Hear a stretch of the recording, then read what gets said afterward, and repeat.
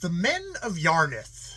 The men of Yrnth hold that nothing began until Yrnth uplifted his hand. Yrnth, they say, has the form of a man, but is greater and is a thing of rock. When he uplifted his hand, all the rocks that wandered beneath the dome, by which name they called the sky, gathered around Yrnth. Of the other worlds they say not, but hold that the stars are the eyes of all the other gods that look on Yrnth and laugh, for they are all greater than he, though they have gathered no worlds around them. Yet though they be greater than Yrnth, and though they laugh at him when they speak together beneath the dome, they all speak of Yrnth. Unheard is the speaking of the gods to all except the gods, but the men of Yrnth tell how their prophet Yrnth, lying in the sand desert, Azakan, heard once their speaking, and knew thereby how Yrnth departed from all the other gods to clothe himself with rocks and make a world. Certain it is that every legend tells that at the end of the valley of Yrnth, where it becomes lost among black cliffs, there sits a figure colossal against a mountain, whose form is the form of a man with the right hand uplifted, but vaster than the hills. And in the book of secret things, which the prophets keep in the temple that stands in Yrnth, is writ the story of the gathering of the world as Yrnth heard it, when the gods spake together up in the stillness above Azrakhan. And all that read this may learn how Yrnth drew the mountain about him like a cloak, and piled the world below him. It is not set in writing for how many years Yrnth sat clothed with rocks at the end of the valley of Yrnth, while there was naught in all the world save rocks in Yrnth. But one day there came another god running over the rocks across the world, and he ran as the clouds run upon days of storm. And as he sped towards Yrnth, Yrnth, sitting against his mountain with his right hand uplifted, cried out, "What dost thou, running across my world, and whither art thou going?" And the new god answered never a word, but sped onwards, and as he went to left of him and to the right of him, there sprang up green things all over the rocks of the world of Yrnth.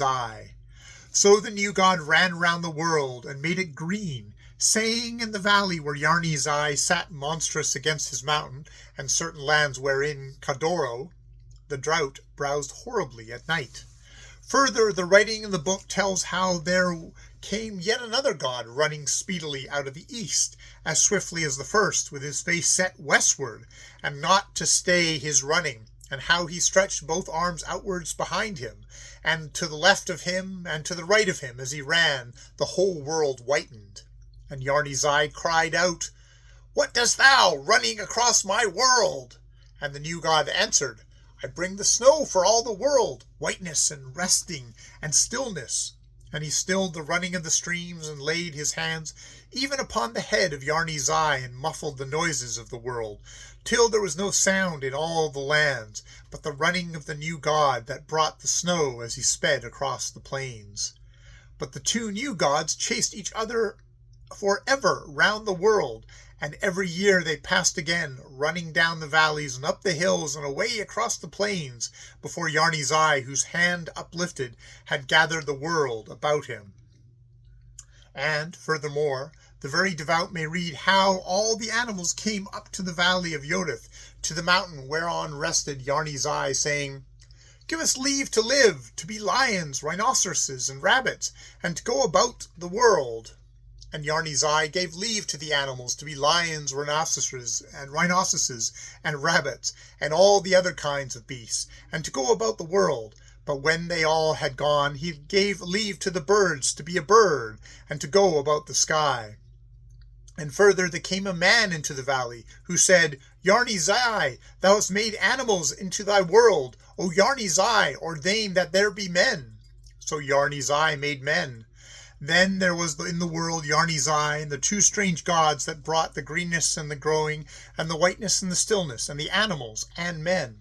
And the gods of the greenness pursued the god of the whiteness, and the god of the whiteness pursued the god of the greenness, and the men pursued the animals, and the animals pursued men. But Yarni's eye sat still against his mountain with his right hand uplifted. But the men of Yrnth said that when the arm of Yarni's eye shall cease to be uplifted, the world shall be flung behind him, as a man's cloak is flung away. And Yarni's eye, no longer clad in the world, shall go back into the emptiness beneath the dome among the stars, as a diver seeking pearls goes down from the islands. And it is writ in Yarni's histories by scribes of old that there passed a year over the valley of Yrnth that bore not with it any rain, and the famine from the wastes beyond, finding that it was dry and pleasant in Yrnth, crept over the mountains and down their slopes, and sunned himself at the edge of Yrnth's fields. And men of Yrnth, laboring in the fields, found the famine as he nibbled at the corn and chased the cattle, and hastily they drew water from deep wells and cast it over famine's dry grey fur, and drove him back to the mountains. But the next day, when his fur was dry again, the famine returned and nibbled more of the corn and chased the cattle further, and again the men drove him back.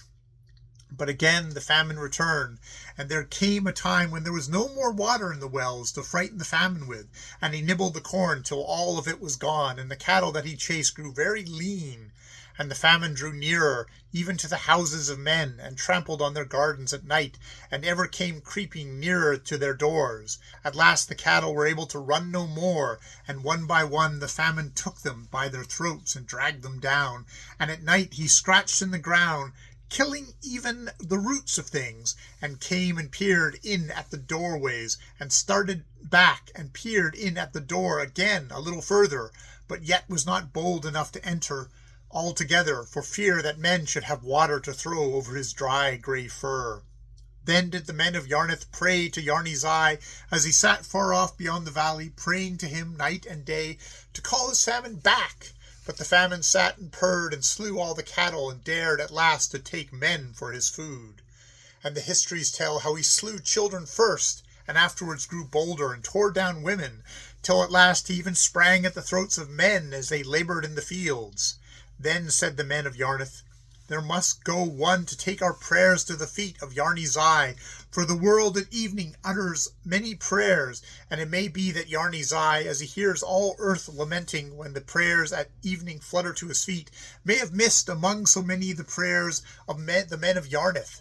But if no one go and say to Yarni's eye, there is a little crease in the outer skirts of thy cloak that men call the valley of Yrnth, where the famine is a greater lord than Yarni's eye, it may be that he shall remember for an instant and call his famine back. Yet all men fear to go, seeing that they were but men, and Yarni's eye was lord of the whole earth, and the journey was far and rocky. But that night Yrnth heard the famine whining outside his house and pawing at his door. Therefore it seemed to him more meet to wither before the glance of Yarni's eye than the whining of that famine should ever again fall upon his ears. So about the dawn Yrnth crept away, fearing still to hear behind him the breathing of the famine, and set out upon his journey whither pointed the graves of men. For men in Yrnth are buried with their feet and faces turned towards Yarni's eye, lest he might beckon to them in their night and call them to him. So all day long did Yrnth follow the way of the graves. It is told that he even journeyed for 3 days and nights with naught but the graves to guide him, as they pointed towards Yarni's eye, where all the world slopes upwards toward Yrnth, and the great black rocks that are nearest to Yarni's eye lie gathered together by clans, till he came to the 2 great black pillars of Yrnth, and saw the rocks beyond them piled in dark valley, narrow and aloof, and knew that this was Yrnth. Then he did haste no more, but walked quietly up the valley, daring not to disturb the stillness, for he said, surely this is the stillness of Yarni's eye, which lay about him before he clothed himself with rocks. Here among the rocks which first had gathered to the call of Yarni's eye, Yrnth felt a mighty fear, but yet he went onwards because of all his people, and because he knew that thrice in every hour at some dark chamber death and famine met to speak 2 words together, the end. But as dawn turned the darkness into grey, he came to the valley's end, and even touched the foot of Yarni's eye, but he saw him not, for he was hidden in the midst. Then Hothrundath feared that he might not behold him to look him in the eyes when he sent up his prayers, but laying his forehead against the foot of Yrnth, he prayed for the men of Yrnth, saying, O Lord of famine and Father of death, there is a spot in the world that thou hast cast about thee, which men call Yrnth, and there men die before the time thou hast apportioned. Passing out of Yrnth, perchance the famine hath rebelled against thee, or death exceeds his powers. O Master of the world, drive out the famine as a moth out of thy cloak, lest the gods beyond that regard thee with their eyes, say, There is Yrnth, and lo, his cloak is tattered.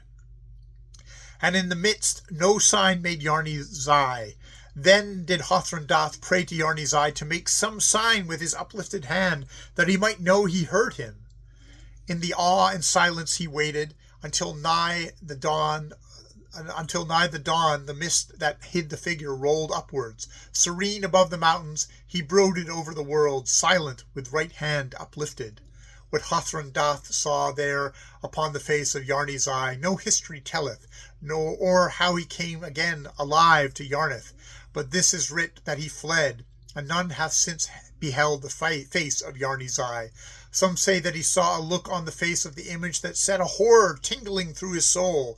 But it is held that in Yrnth that he found the marks of instruments of carving about the figure's feet, and discerning thereby that Yrnth was wrought by the hands of men, he fled down the valley, screaming, There are no gods, and all the world is lost!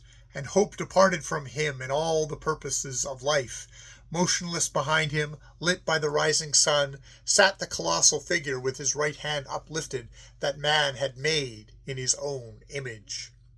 But the men of Yrnth tell how Hothrundath came back again, panting to his own city, and told the people that there were no gods, and that Yrnth had no hope from Yrnth. Then the men of Yrnth, when they knew that the famine came not from the gods, arose and strove against him. They dug deep for wells, and slew goats for food high up on Yrnth's mountain, and went afar and gathered blades of grass, where yet it grew, that their cattle might live. Thus they fought the famine, for they said, If Yrnth be not a god, then is there nothing mightier in Yrnth than men, and who is the famine that he should bare his teeth against the lords of Yrnth? And they said, If no help cometh from Yrnth, then there is no help but from our own strength and might, and we be Yrnth's gods, with the savings of Yrnth burning within us, or its doom according to our desire. And some more the famine slew, but others raised their hands, saying, These be the hands of God, and drave the famine back till he went from the houses of the men, and out among the cattle, and still the men of Yrnth pursued him, till above the heat of the fight came the million whispers of rain heard faintly far off towards evening. Then the famine fled away, howling back to the mountain, and over the mountain's crests, and became no more a thing that is told in Yrnth's legends.